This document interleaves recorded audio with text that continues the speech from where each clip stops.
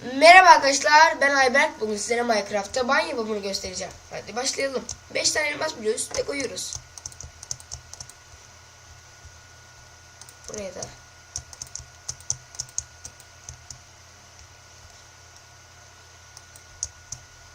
Şunu keseceğiz.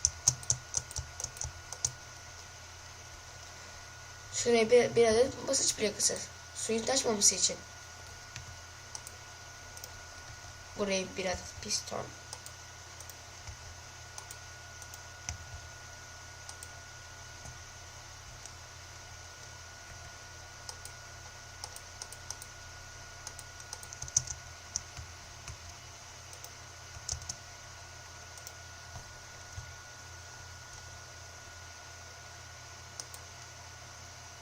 Evet, oldu arkadaşlar.